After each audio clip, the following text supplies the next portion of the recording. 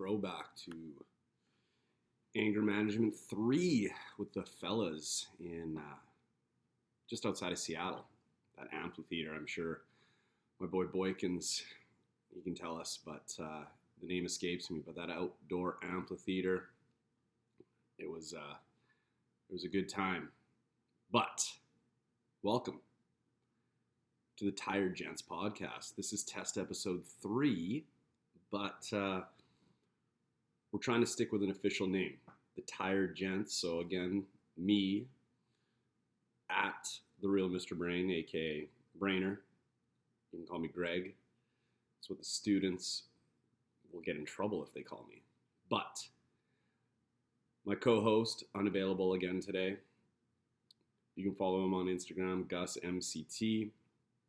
That's Ryan Taylor, aka Tay, aka Taylor, aka I hope the guy gets some sleep tonight. Well, it's the Tired Gents podcast. It's done by two guys with kids who don't get a lot of sleep these days. So what better way to name your podcast after your sleep deprivation? I thought it was pretty fitting. So we got a few topics today. Gotta start with the Oiler game. It was a good game. Good game. Fell short. 4-3 for the Flames. Got to give the Flames credit. That third line, that's a good line there with Mangiapane, if I'm saying that right. And even got to give credit to the big guy there, Lucic. Played over 18 minutes tonight. I think he was +2. Had an assist. Noticeable. And then my buddy Christopher Laurie will always say, who won the Lucic-Neal trade? Well, I guess in this game, Lucic had a little bit better performance. Neal just coming in over a little more than 7 minutes. I think he was -1, no points. Some other stats that jumped out to me tonight. Nuge, oof.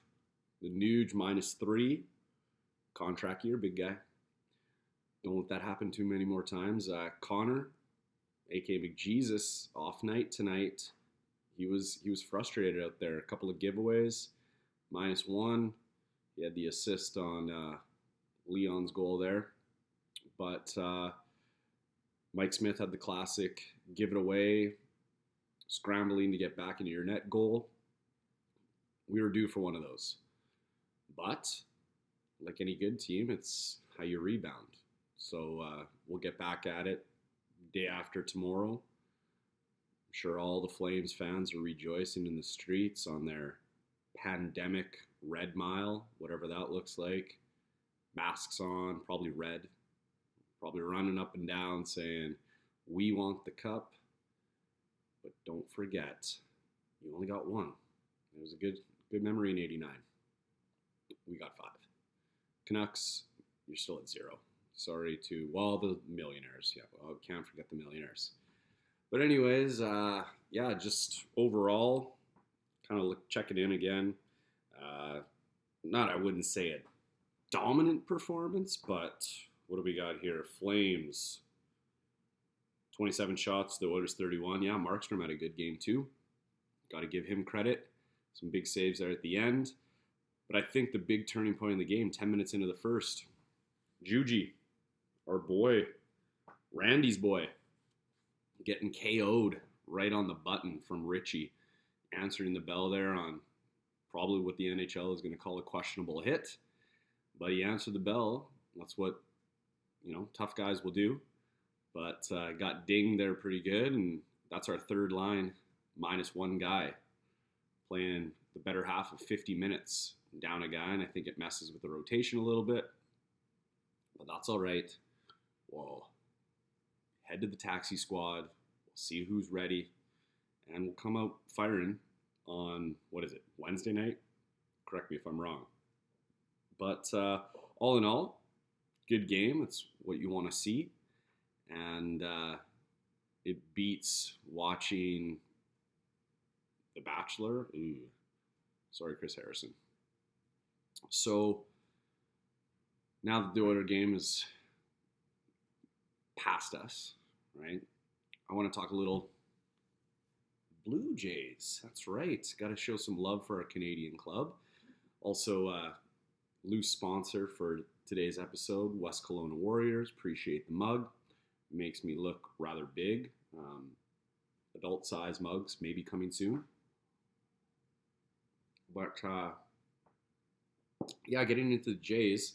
I don't know about you, but I'm a pretty big Jays fan myself. Been following the team for a long time. I kind of grew up in that era of those back-to-back World Series with Joe Carter, touch 'em all Joe. You'll never hit a bigger one. And can't forget him making that out at first base on the Otis Nixon bunt. Some new additions for the roster. Finally, we're wanting to spend a little bit of money. So I'm just taking a look at our projected lineup here. We got George Springer leading off, playing most likely center field. We got Bobo Bichette in the 2-hole, playing shortstop. We got our new addition from the Athletics, Marcus Seaman, hitting 3. Looks like he's going to play a little second base and some shortstop. Hitting 4, Teoscar Hernandez. Probably going to see a lot of left field. We got Vladdy playing first base and a little DH. You might see him on third base the odd time. Biggio, Cavan, hitting 6, playing some third base, second base, maybe some outfield. He's that Swiss Army knife. Lourdes Gurriel Jr., hitting 7, playing probably right field. And then we've got Rowdy Tellez doing maybe some more DH or playing first base. And then Danny Jansen hitting 9 and our catcher for the year. Keeping that pitching roster in check. So things that jump out to me right off the bat: power. Those guys, Springer, Bichette, Seaman, Hernandez, Vladdy, even Biggio, like home runs, 32 for Springer, 23 for Bichette, 23 for Seaman, 34 for Teoscar, 26 Vladdy, 21 Biggio. Even got Gurriel with 27. You could argue that some of those guys had some career years, but Jays got some power this year. And you back it up with a couple of arms, Ryu, a couple of bullpen additions. Maybe we can shut it down, but we're going to compete this year, compete with the Yankees.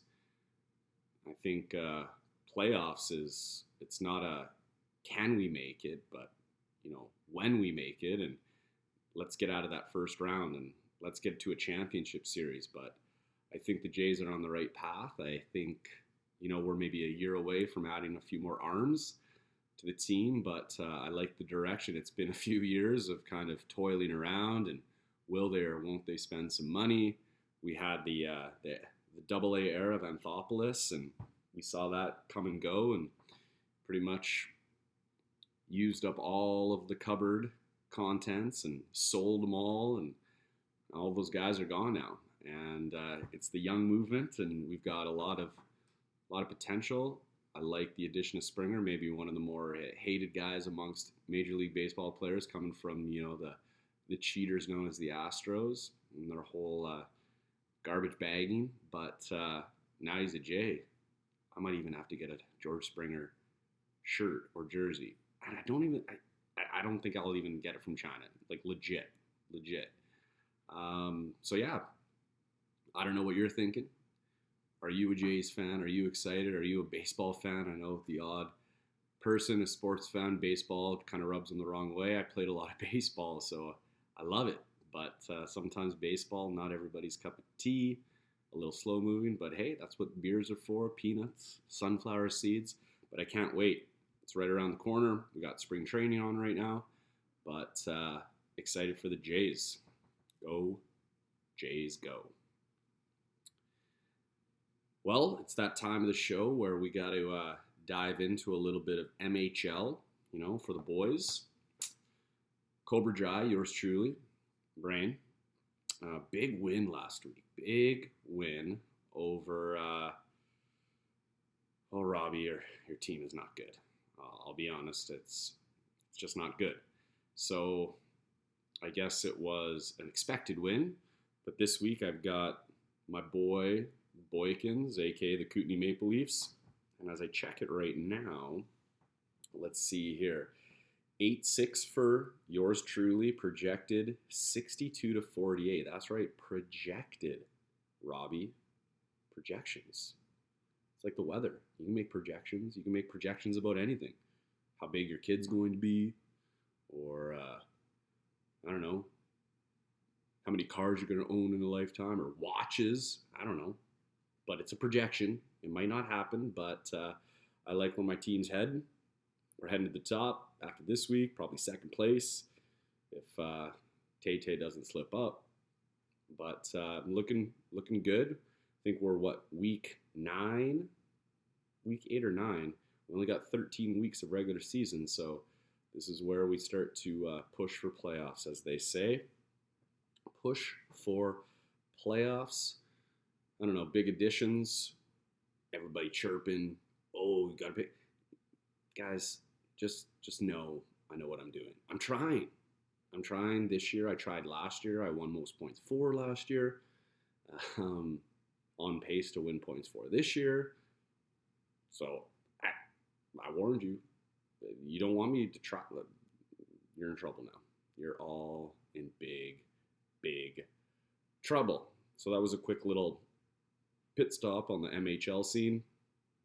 I'm still waiting for something special coming through the pipeline from a local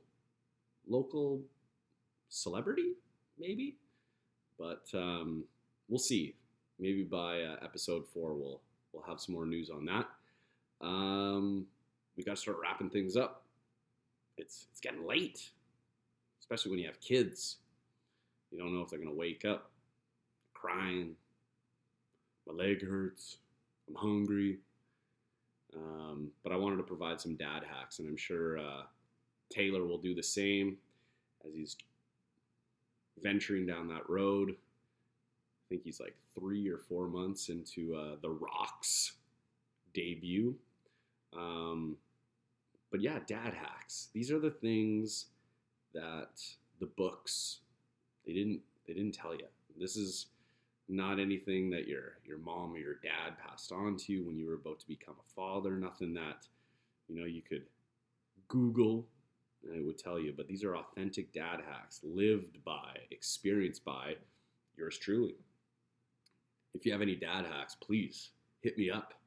I'd love to know all of your dad hacks. But the first one, it's a selfish one. It's for the dads, right? And sometimes, we're hungry. We're grizzly bears. We got to eat. And sometimes mama bears don't necessarily agree with the whole fast food route. So this is the first dad hack for new dads everywhere. When your kids are of age and they start needing some McDonald's the odd time, it's okay. Not every day. I'm sure you've seen Super Size Me, but everything in moderation. However, if you got that craving, my first dad hack is you buy yourself a kid's Happy Meal without your kids with you. And you leave that Happy Meal in the vehicle. So in case there's any questions that arise, you bought it for the kids. You bought it for your kid. And they may or may not remember. But what's more important is that you're not being accused of those extra calories. And let's be honest, those Happy Meals are perfect size. You get that cheeseburger Happy Meal with some fries. You throw in a chocolate milk. Oof, that's a good little pick-me-up after a hard day's work. So yeah, kids Happy Meal, buy it for yourself and use your kids as the scapegoat. Dad hack number 1. I'll leave you with the second dad hack here. What's really important is, how can I put this? You need to teach your kids the appreciation of whatever you love, a la watching wrestling, love it. Sports, love it. Because, you don't necessarily have multiple television outlets and you're watching the game and you really want to know what's happening in the other. And rather than flipping back and forth, you get your kids to do it for you. They can watch one TV upstairs, downstairs, and you say, when something important happens, you come and deliver the message. And they become your little errand runners, your head secretaries. So when you need to know when that devastating table spot happened in the match, they're going to let you know. Or vice versa, you want to know when that first goal happens, you don't need to check Twitter. No. You don't need, the internet. You just need your kids to do the work for you. And that's what I've worked very hard in, and is them starting to appreciate things that I love. And it makes things really easily. So again, don't take this the wrong way, friends. This is not me being selfish. And this is not me brainwashing kids to do, well, that's kind of a little bit, just a little bit. But it's all for fun. And when you're a dad, the most important things are those little guys or little girls, and you'll do anything for them. But you got to have fun with them along the way. But this is it. That was episode 3. Kind of kept it short and sweet. Hopefully you heard some things that made you think. Hopefully I'll have a co-host riding shotgun with me in episode 4. But if not, I'll keep turning them out. But eventually, we go live. Kind of like SNL, but better. Well, let's be honest, not better. It's just me trying to do my own side hustle from here in South Edmonton on the main floor while the family sleeps upstairs. But I don't want to waste too much more of your time. You enjoy yourselves. You take care of each other. You got to wash your hands, sanitize, wear a mask. If they say you got to wear a mask, we'll save it for another time. But just be good people out there. And with that, I'm gone. Peace.